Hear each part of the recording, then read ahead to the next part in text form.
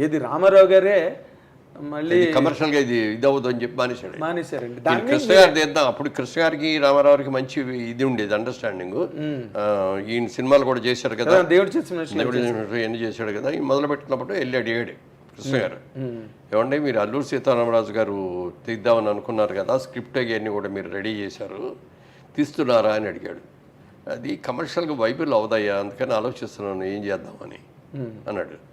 మీరు కనుక డ్రాప్ చేశాను అనుకునేటైతే నేను తీద్దామని ఉందండి అన్నాడు. ఏ కృష్ణ నువ్వు అనవసరంగా చేతులు కాల్చుకుంటూ వద్దు అని చెప్పాడు ఆయన. డబ్బులు పోతాయి, అది కమర్షియల్లోగా ఇదయ్యేది కాదు సినిమా.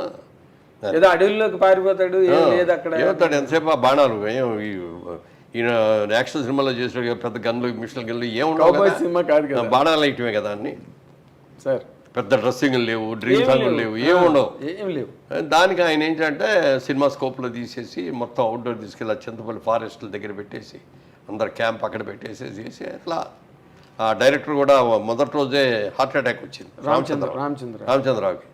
వస్తే ఏం చేయాలని తెలియకపోతే ముందు హాస్పిటల్కి తీసుకెళ్ళిపోండి, వైజాగ్ అక్కడికి తీసుకెళ్ళి ఇది చేశారు. అప్పుడు అక్కడి నుంచి దగ్గర కానీ అక్కడ చేసి వెళ్ళేటప్పుడు రామచంద్రరావు మీరేం కంగారు పడకుండా వెళ్ళండి, ఎవరినో మీరు చేసుకొని మీరే తిరిగి వస్తారు, మీరు తిరిగి వచ్చేవరకు నేను డైరెక్ట్ చేస్తానండి అన్నాడు. అప్పుడు దాకా డైరెక్షన్ కూడా తెలియదు వీరికి. ఓకే.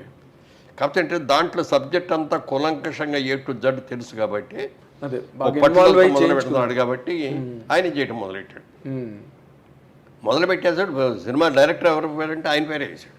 అవునండి, వి రామచంద్ర గారి పేరే ఉంటుంది. ఆయన తర్వాత వచ్చి అసలు తగ్గి ఆయన వచ్చి మళ్ళీ షూట్ చేయలే. అవును, పోయారు. మొత్తం ఈయనే చేశాడు, ఆయన చనిపోయాడు. అవును, డైరెక్టర్ అతని పేరే చేశాడు. అలాంటి మారల్ వాల్యూస్ కృష్ణ తర్వాత డబ్బులు కూడా ఫ్యామిలీకి పంపించాడు. సినిమా మొత్తం డైరెక్ట్ చేస్తే ఎంత ఇస్తాడో ఆ అమౌంట్ అంతా కూడా ఇచ్చి పంపించాడు. గ్రేట్ కదా సార్ నిజంగా.